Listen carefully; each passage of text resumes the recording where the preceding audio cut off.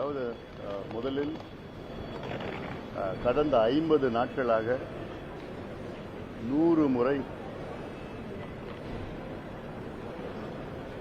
மேகதாது பிரச்சனை, காவிரி பிரச்சனைக்காக அனைத்து கட்சி கூட்டத்தை முதலமைச்சர் அவர்கள் கூட்ட வேண்டும் என நாங்கள் சொல்லியிருக்கின்றோம்.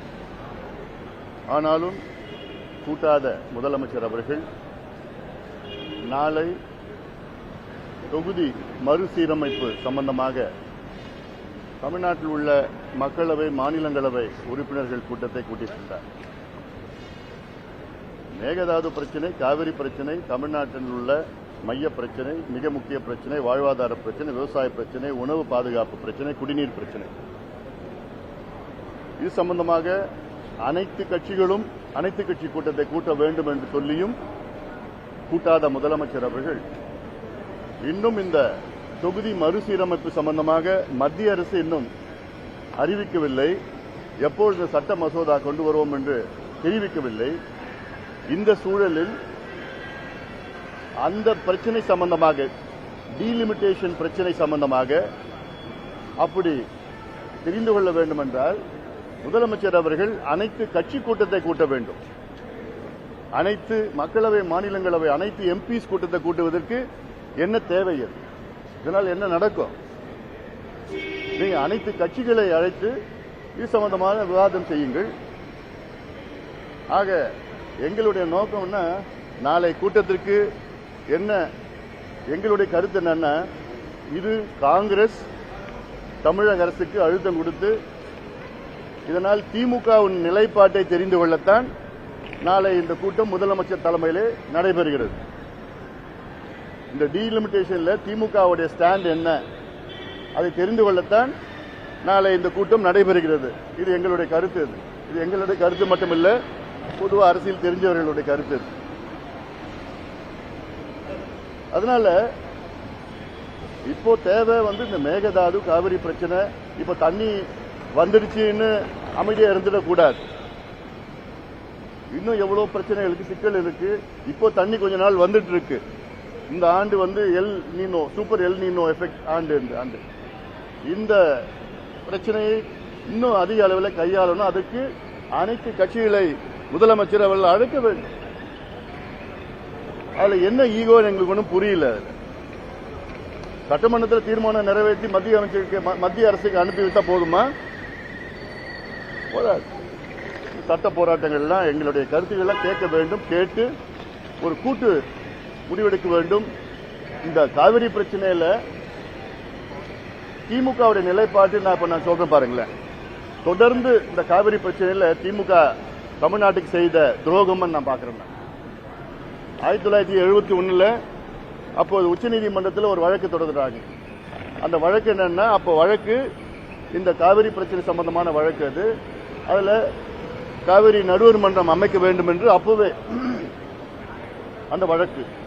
இந்த வழக்கை அப்பொழுது கலைஞர் அவர்கள் உச்சநீதிமன்றத்தில் இருந்த வழக்கை திரும்ப பெற்றார், இந்திரா காந்தி அம்மையாருடைய அழுத்தத்தின் காரணத்தால்.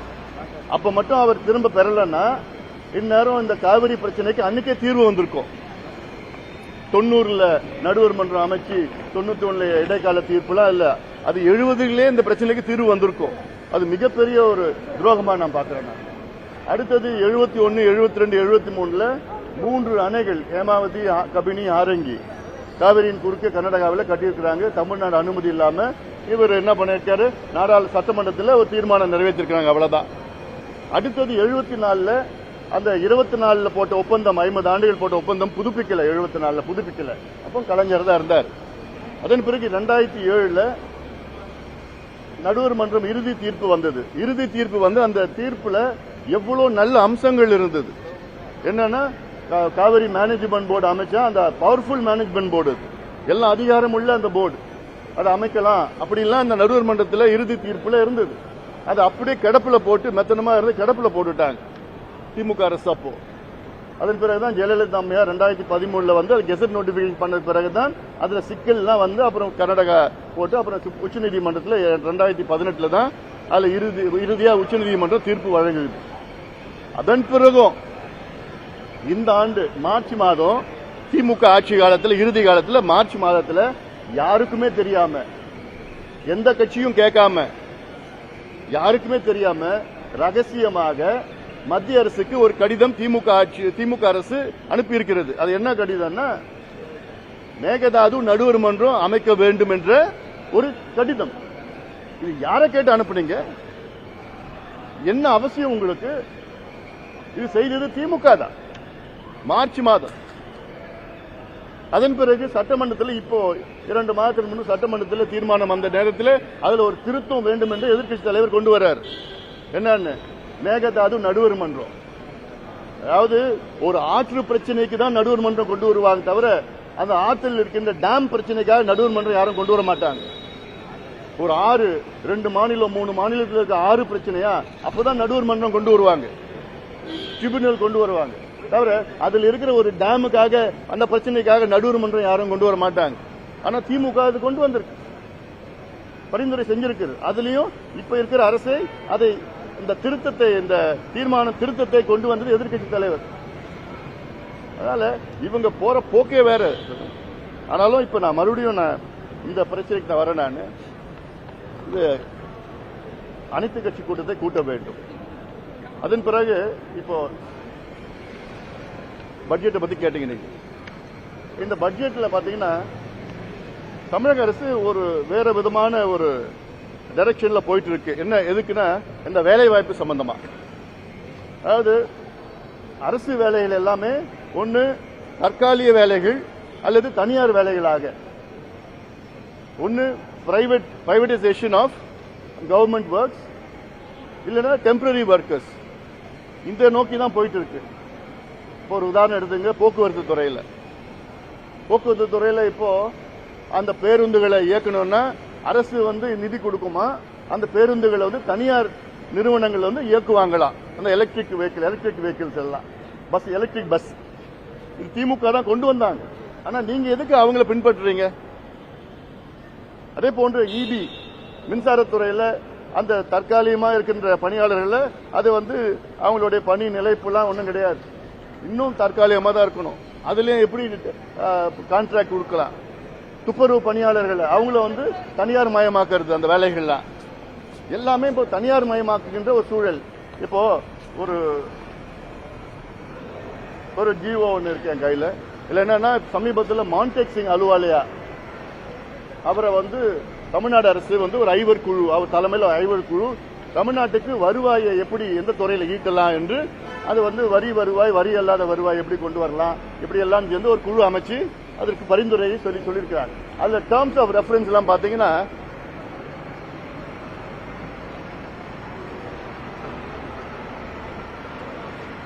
advise the government on measures to augment the state's own tax and non-tax revenues and on policy and administrative measures to improve revenue buoyancy and efficiency and self-reliance. It's okay. Identify new and under-tapped sources of revenue and to examine non-tax avenues including PSU dividends, land and asset monetization and improved user charges. இதெல்லாம் தான் இருக்கு. அதாவது தமிழ்நாட்டில் இருக்கிற அரசு நிலம், இதுல எப்படி வருவாய் ஈட்டலாம்? ஒன்னு நிலத்தை விற்கிறது, இல்ல நிலத்தை லீஸ் கொடுக்கிறது.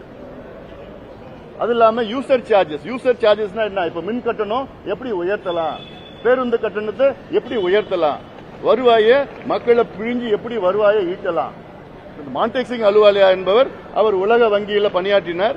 அதன் பிறகு பிளானிங் கமிஷன் டெபுட்டி சேர்மனா இருந்தார். அவருடைய வேலையே என்னன்னா இருக்கிற பிரைவேடைசேஷன் தான். அவர் பிரைவேடைசேஷன் எக்ஸ்பர்ட். எல்லா அரசு வேலையும் அரசு துறையும் தனியார் கிட்ட கொடுத்துட்டு அதுல வருவாயை மானிட்டைசேஷன். அப்படி எல்லா வேலையும் பிரைவேட்டுக்கு கொடுத்துட்டீங்கன்னா அரசு வேலைகள் எங்க இருக்கும்? சமூக நீதி எப்படி நீங்க பின்பற்றுவீங்க? இடஒதுக்கீடு எப்படி நீங்க பின்பற்றுவீங்க?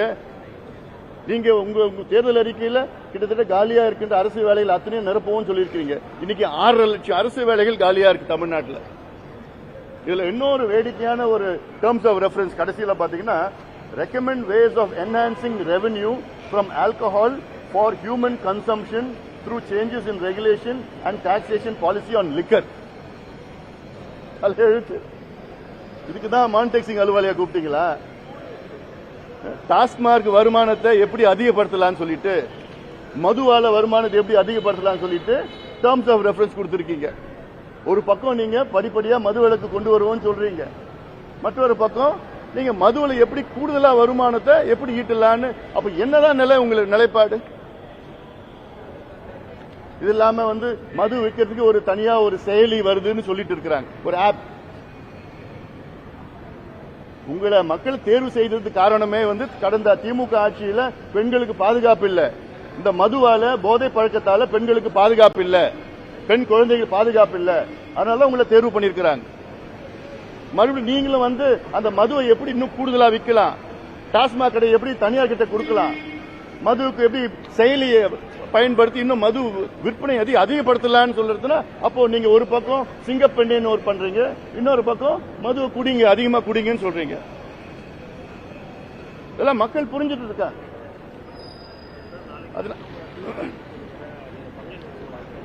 அது நாளைக்கு நாங்க முடிவு பண்ணுவோம்.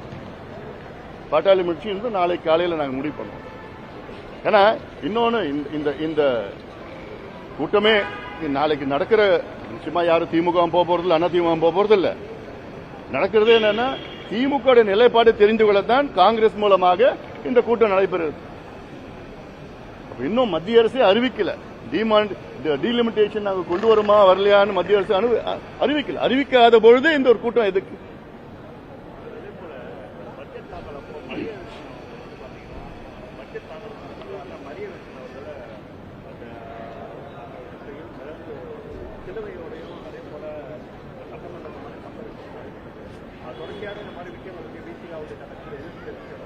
இதே மாதிரி நாளைக்கு மத்திய பட்ஜெட் தாக்கல் பண்ணும்போது நிர்மலா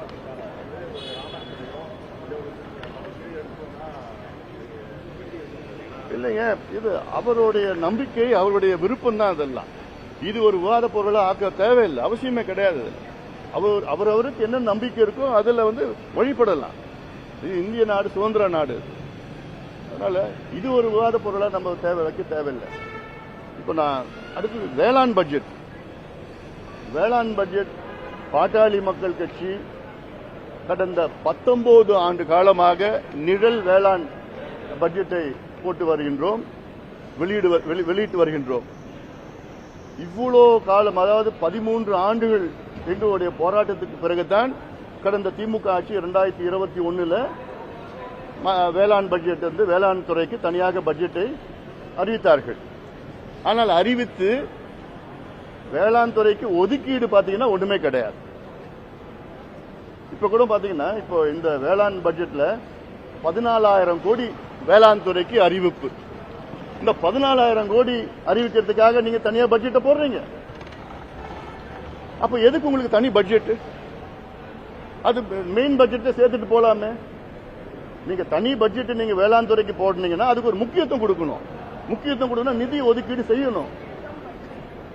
இப்போ உங்க பட்ஜெட் பாத்தீங்கன்னா 4,63,000 கோடி. 4,63,000 கோடிக்கு பட்ஜெட்டை போடுறீங்கன்னா அதுல 25 விழுக்காடு வேளாண் துறைக்கும் வேளாண் துறை சார்ந்த துறைக்கும் கொடுக்கணும், அலோகேட் பண்ணணும். 25% ஆஃப் தி டோட்டல் பட்ஜெட். ஆனா எவ்வளவு அதுல ஒதுக்கீடு பண்ணிருக்கிறாங்கன்னா 58,000 கோடி. மொத்தத்தில் கிட்டத்தட்ட 1.25 லட்சம் கோடி ஒதுக்கீடு செஞ்சிருக்கணும். 58,000 கோடி. அந்த 58,000 கோடி எப்படின்னா ஊரக வளர்ச்சித் துறையில 100 நாள் வேலை வாய்ப்பு 125 நாளா உயர்த்தி இருக்கிறாங்க, மத்திய அரசு அறிவிச்சிருக்கிறாங்க. அதற்கு தமிழ்நாட்டுடைய பங்களிப்பு 40-60 ரேஷியோல தமிழ்நாட்டுடைய பங்களிப்பு கூடுதலா 12,000 கோடி ஊரக வளர்ச்சி வழியில் கொடுத்துதான் ஆகணும். அதை சேர்த்து ஏதோ 58,000 கோடி வந்துடுச்சு. வேளாண் துறை சேர்ந்து மீன் பால் வளத்துறை, இந்த துறை செரிகல்ச்சர், ஹார்டிகல்ச்சர் எல்லாம் சொல்லி 58,000 கோடி. அதுல வேளாண் துறைக்கு 15,000 கோடி, 14,000 கோடி. எதுக்கு பட்ஜெட், தனியா பட்ஜெட்? அதுல பாத்தீங்கன்னா தமிழ்நாடு ஸ்கீம்ஸ், அந்த தமிழ்நாடு ஸ்கீம்ஸ்ல 2 கோடி, 3.25 கோடி, 6.5 கோடி, 8 கோடி. 8 கோடி மக்களுக்கு நீங்க ஒட்டுமொத்த தமிழ்நாட்டில் 4 கோடி ரூபாய் ஒதுக்கீடு செஞ்சீங்கன்னா அப்புறம் என்ன திட்டம்? அது திட்டத்தை அறிவிச்சா போதுமா என்ன? அதுக்கு நிதி ஒதுக்கீடு செய்யணும் இல்ல?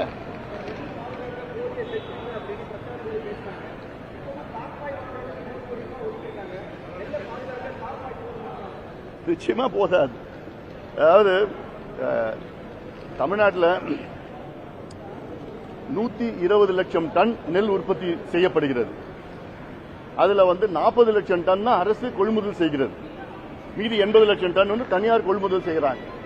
அந்த 40 லட்சம் டன் அரசு கொள்முதல் செய்யறதுல அதுல ஸ்டோரேஜ் கெப்பாசிட்டின்னு பாத்தீங்கன்னா அவங்களுக்கு 18 லட்சம் டன் ஸ்டோரேஜ் கெப்பாசிட்டி தான் வச்சிருக்காங்க அரசாங்கத்துக்கு. இத்தனைக்கும் இந்த 60 ஆண்டு காலம் 2 பேரும் ஆட்சி பண்ணி ஸ்டாலின் அவர்கள் நானும் டெல்டாக்காரன் சொல்லி அப்படிப்பட்ட டெல்டால கூட இவங்க நெல் சேமிக்கிறதுக்கு வசதிகளை ஏற்படுத்தல.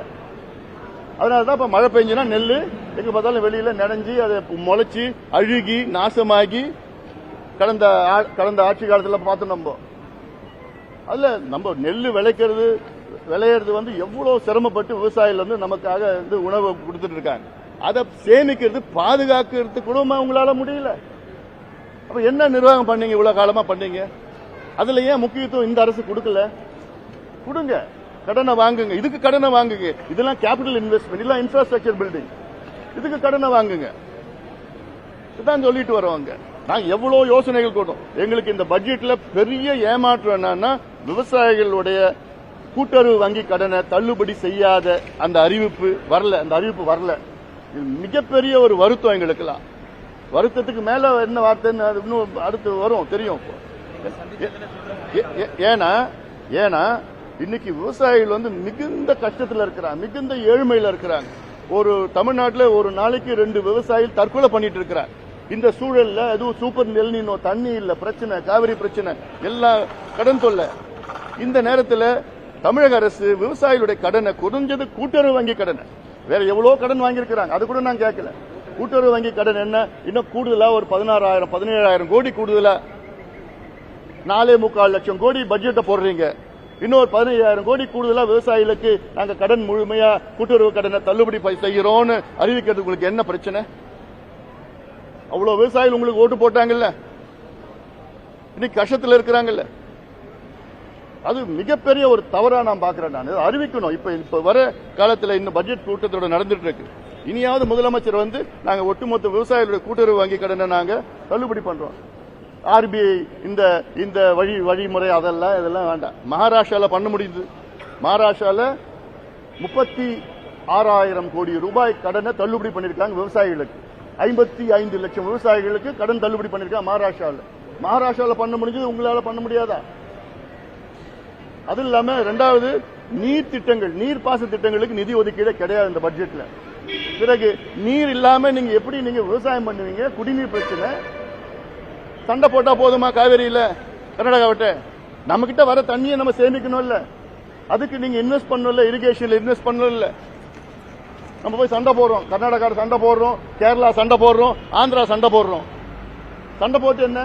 நமக்கு வர தண்ணி, நமக்கு வர மழை, நமக்கு வர வெள்ளம் காலத்தில் மழை, உபரி நீர், அதெல்லாம் நம்ம சேமிக்கிறதுக்கு திட்டம் இருக்கு, நிலுவையில் இருக்கு, நிதி இல்ல. காவிரி குண்டார் திட்டம் எவ்வளவு காலமா கோரிக்கை. எவ்வளவு தெரியுமா நிதி ஒதுக்கீடு காவிரி குண்டார் திட்டத்துக்கு? 150 கோடி. அது எவ்வளவு தேவைப்படும் தெரியுமா? திட்டத்துக்கு 15,000 கோடி. ஒரு விழுக்காடு அதுக்கு ஒதுக்கீடு. தருமபுரி காவிரி உபரிநீர் திட்டம் அறிவிக்கல, சோழர் பாசன திட்டம் அறிவிக்கல, மேட்டூர் உபரிநீர் சரபங்கா திட்டம் அறிவிக்கல. அதுல தென்பெண்ணை பாலார் தென்பெண்ணை இணைப்பு, அதுல ஒரு 10 கோடி ரூபாய் டிபிஆர், அதுக்கு வரவேற்கிறோம். செய்யார் தென்பெண்ணை இணைக்கின்ற திட்டம், அது வரவேற்கிறோம். அது இல்லாம அத்திக்கடவு அவிநாசி திட்டம் பார்ட் 2 அது அறிவிக்கல, அது பண்ணிருக்கணும். அப்போ இதுக்கெல்லாம் நிதி ஒதுக்கீடு, இதுலதான் முக்கியமா அதிகமா இதுல கவனம் செலுத்தணும். விதவிதமா ஸ்கீம்ஸ் பேரை போட்டா போதுமா? திமுக செய்த தவறை தயவு செய்து நீங்களும் செய்யாதீங்க.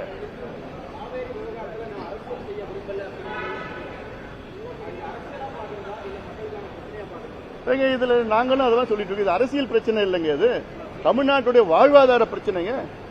காவிரியில நாளைக்கு நமக்கு தண்ணி வரலன்னா நமக்கு it's a problem of survival. மனிதர்கள் வாழ்கின்ற பிரச்சனை இது. இதுல எங்க அரசியல் பண்றது இல்ல? தண்ணி வரலன்னா நமக்கு சாப்பாடு கிடைக்காது, குடிநீர் பிரச்சனை இருக்கு, போது வாழ்வாதாரம் இல்ல.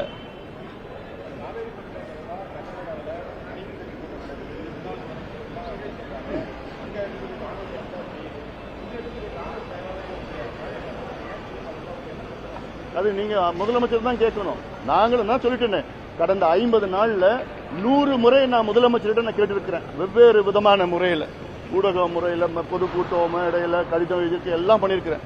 அனைத்து கட்சி கூட்டத்தை கூட்டுங்க. கர்நாடகாவில் அங்க கிட்டத்தட்ட இந்த 3 மாதத்துல 3 அனைத்து கட்சி கூட்டத்தை கூட்டியிருக்கிறாங்க. அங்க பாத்தீங்கன்னா பிஜேபி, காங்கிரஸ், கம்யூனிஸ்ட், ஜனதாதள் எல்லாமே ஒன்னா சேர்ந்திருக்கிறாங்க. மத்திய அமைச்சர்கள் கர்நாடகா முதலமைச்சர் வீட்டில் போய் பார்த்து சந்திக்கிறாங்க. சந்திச்சு இந்த மேகதாது சம்பந்தமா கட்டியே தீரணும்னு சொல்லிட்டு நான் நாடாளுமன்றத்தில் இந்த மேகதாது சம்பந்தமா 5 கேள்விகளை கேட்டிருக்கிறேன். நான் 5 கேள்வி பதில் வந்திருக்குதா இல்ல? அதுல ஒரு கேள்வி பதில் சொல்லியிருக்கிறார் மத்திய இணையமைச்சர் சொல்லியிருக்கிறாரு, அதுக்கு டேம் கட்டணும்னா தமிழ்நாடு அனுமதி இல்லைன்னு சொல்லி ஒரு தவறான ஒரு பதில சொல்லியிருக்கிறாரு. இது கண்டிக்கிறது. அதே போல மற்றொரு கேள்விக்கு வனத்துறையில் இருக்கிற அங்க அமைச்சர் அந்த துறையில் இருக்கிற என்ன சொல்லியிருக்காங்கன்னா டிபிஆர் நாங்க திருப்பி அனுப்பிச்சிட்டோம்னு சொல்றாங்க. ஆக இதெல்லாம் அனைத்து கட்சி கூட்டத்தை கூட்டி இதெல்லாம் விவாதம் பண்ணி இது எப்படி எடுத்துட்டு போறது, அரசியல் ரீதியில் எப்படி எடுத்துட்டு போறது, அரசியல் அழுத்தம் எப்படி கொடுக்கிறது, மத்தியில் பிரதமர் எப்படி அழுத்தம் கொடுக்கிறது, சட்ட போராட்டம் என்ன செய்யறதுன்னு யோசனை கேளுங்க. இதுல இது தனிப்பட்ட முறையில் இது ஒரு முதலமைச்சர் விஜய் அவருடைய பிரச்சனை கிடையாது.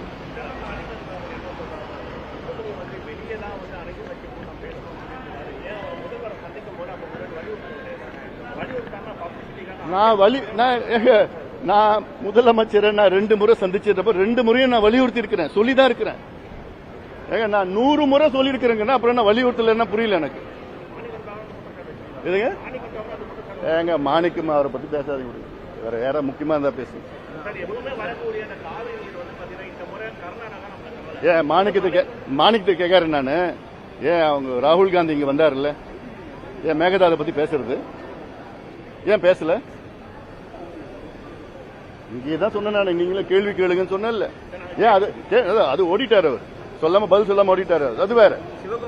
அப்புறம் என்ன இல்ல இவர் கேட்கணும் இல்ல. இப்ப இதே ராகுல் காந்தி அவர்கள் அந்தமான்ல காட்டு அழிக்க கூடாதுன்னு சொல்ற ராகுல் காந்தி அவர்கள் கர்நாடகாவில் காட்டு அழிக்கலாமா? 12,500 ஏக்கர் அழிச்சு மேகதாதனை கட்டலாமா? அது மட்டும் ஏத்துப்பாரா ராகுல் காந்தி அவர்கள்? நான் முதலமைச்சரை வலியுறுத்தல, நீங்க வலியுறுத்துங்க.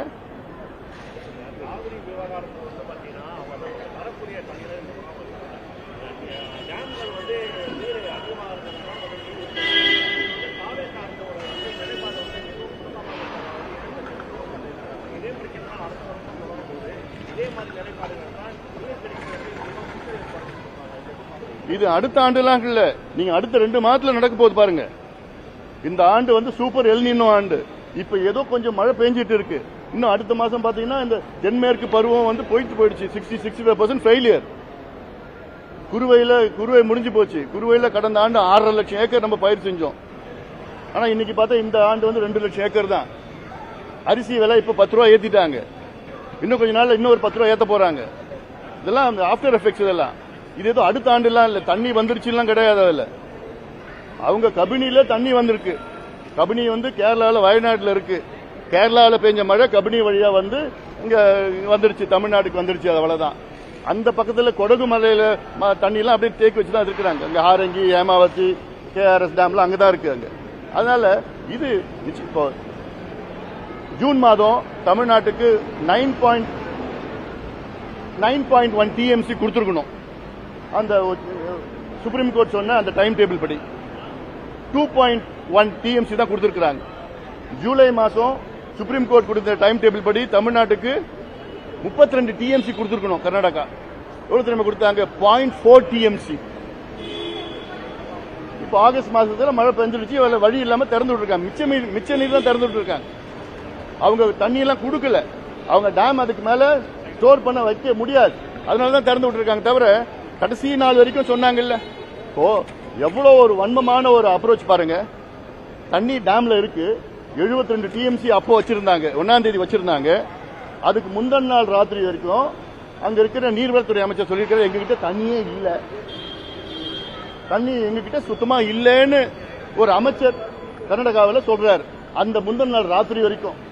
அடுத்த நாள் பாத்தீங்கன்னா அந்த அணை நிரம்பிடுச்சு. ஒரே நாள் நிரம்பிடுமா என்ன? அந்த தண்ணி டேம்ல இருக்கு, குடுக்கறது மனசு இல்லை. இப்போ இந்த நிலை எப்படி? இந்த நிலை போயிடுச்சுன்னா மேகதாது கட்டினாங்கன்னா அந்த தண்ணி வரப்போறது இல்லை. அதனாலதான் அவ்வளோ இது ஒரு மிகப்பெரிய ஒரு பிரச்சனையா இருக்குது. இதுல அரசு, தமிழக அரசு அனைத்து எல்லாரையும் கூட்டிட்டு போங்க. இந்த டீலிமிட்டேஷன் காட்டுற அவசரத்தை மேகதாது காவிரிக்கு காட்டுங்க. ஊட்டி இல்லையா? நீங்க என்ஜினியர் யாராவது சொல்லுங்க. அதாவது ஊட்டிலாம் சரி, மேற்கு தொடர்ச்சி மலை வந்து தொடர்ச்சியா வந்துட்டு இருக்குது. மேற்கு தொடர்ச்சி மலையில நீங்க அங்கங்க ஒரு ஸ்கீம் இப்போ காவிரியில் உள்ள கிளைகள் பாத்தீங்கன்னா பவானி ஆறு, நொய்யல் ஆறு, அமராவதி ஆறு. பவானி ஆறு வந்து அந்த பவானி சாகர் டேம் இருக்கு, 32 TMC கொள்ளளவு. அதுல கோத்தகிரி ஊட்டியில இருக்க தண்ணி எல்லாம் அந்த பவானி சாகருக்கு வரும். பில்லூர் அணை இருக்கு, அந்த பில்லூர் அணை வந்துச்சுன்னா அதுவும் கீழே அந்த ஊட்டி கீழே தான் இருக்குது. அந்த பில்லூர் அணை வச்சு அதுவும் பவானிக்கு தான் தண்ணி வரும்.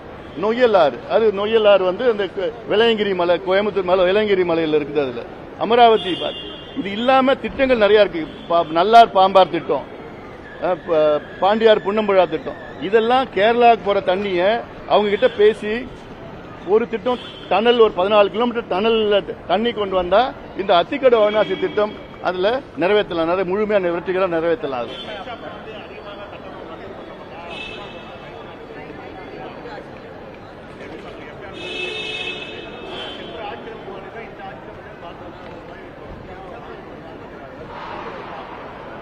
இப்போ இவங்க வந்த புதுசுல வந்து இப்போ 717 மதுக்கடைகளை, டாஸ்மாக் கடைகளை அந்த பள்ளிக்கூடம் பக்கத்துல, கல்லூரி பக்கத்துல, கோவில் பக்கத்துல மூடினாங்க.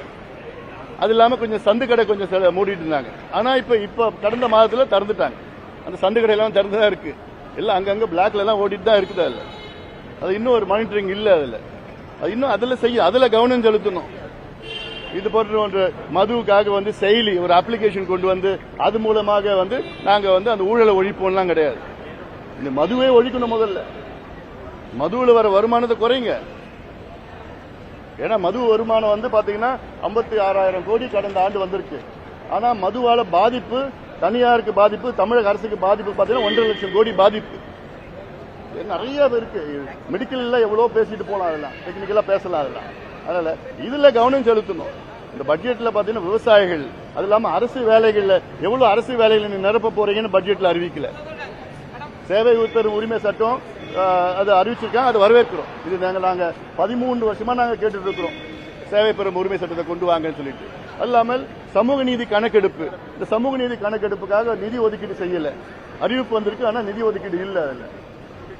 இது பல திட்டங்களுக்கெல்லாம் நிதி ஒதுக்கீடு வேண்டும். அதுல கவனம் செலுத்துங்க.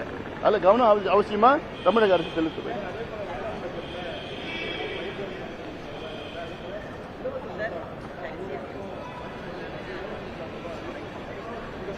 அதுவும் அறிவிக்கல. இலவச மின்சாரம் சம்பந்தமா எந்த அறிவிப்பும் இல்ல. இதுல அதான் விவசாயிகளுக்கு வந்து இதுல இந்த பட்ஜெட்ல பாத்தீங்கன்னா சரியான முறையில் வந்து இன்னும் தான் வந்திருக்கிறாங்க இந்த புது அரசு. இன்னும் என்னை பொறுத்த வரைக்கும் இந்த புரிதல் இன்னும் சரியான முறையில் இல்லைன்னு அர்த்தம். அது ஏன்னா இன்னும் கொஞ்சம் தெரிஞ்சுப்பாங்க, இன்னும் கொஞ்சம் மேபி இன்னும் ஒரு 6 மாதத்துக்குள்ள புரிஞ்சுப்பாங்க அவங்க. ஆனாலும் இதுல அதிகாரிகள், அவங்க அதே அதிகாரிகள் வச்சுட்டு நம்ம பண்ணா இப்படிதான் ஆகும்.